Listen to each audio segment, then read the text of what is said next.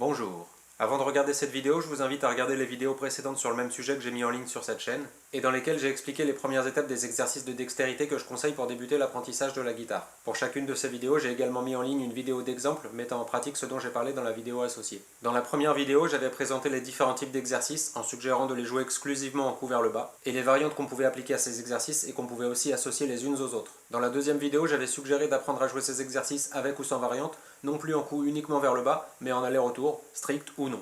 Dans la vidéo que vous êtes en train de regarder, j'aborderai l'étape suivante, qui est l'intégration de déplacements sur le manche au sein des séquences. Dans la première vidéo, j'avais suggéré d'utiliser tel ou tel doigt selon l'écart de cases entre les doigts, mais j'avais précisé que ça dépendait du contexte et de ce qu'on jouait, et c'est justement le cas dans ce dont je vais parler dans cette vidéo. En fonction du déplacement et du nombre de cases que votre main du manche parcourra, le choix des doigts habituels ne sera pas forcément pertinent, et on pourra, selon le contexte et le chemin parcouru par la main du manche, choisir de ne pas respecter la règle si c'est plus pratique ou plus confortable. Chacun pourra avoir une perception différente. L'important est que ça permette de jouer la séquence qu'on veut jouer correctement. Peu importe si les doigts placés ne sont pas les mêmes selon les guitaristes. Dans l'absolu, utiliser certains doigts plutôt que d'autres peut être plus pratique, parce que grosso modo une main ressemble à une autre main, mais si vous trouvez une méthode qui vous convient mieux ou qui est plus adaptée à votre morphologie, rien ne vous empêche d'utiliser d'autres doigts que moi ou que n'importe qui d'autre. On peut donc intégrer un ou plusieurs déplacements sur le manche à tous les exercices dont j'ai parlé dans les vidéos précédentes. Par exemple, une montée sans variante mais avec un déplacement pourrait donner ça.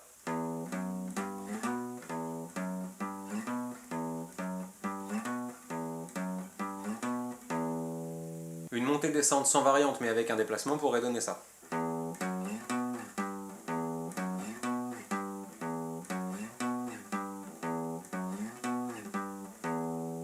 Une alternance sans variante mais avec un déplacement pourrait donner ça.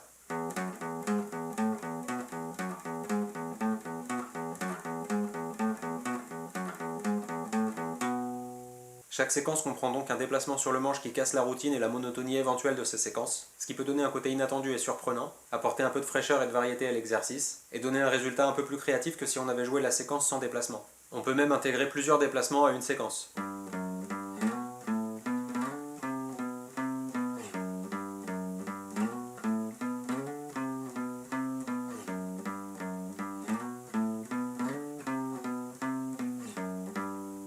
On peut aussi, comme toujours, appliquer une ou plusieurs variantes en plus du ou des déplacements.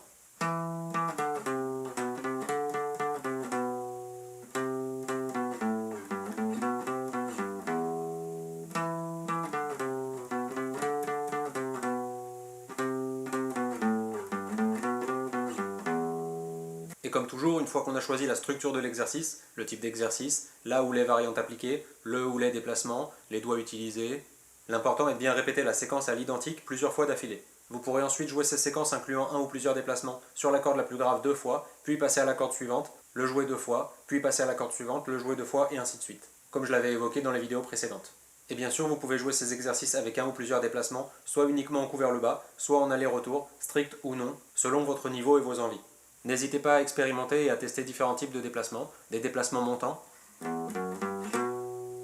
des déplacements descendants, des déplacements en slide,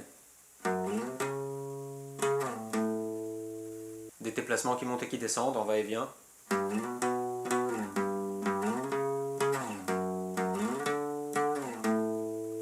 ou n'importe quel autre type de déplacement qui pourrait vous venir à l'esprit. Sur ce, comme dirait Aldo Rain, Arrivederci!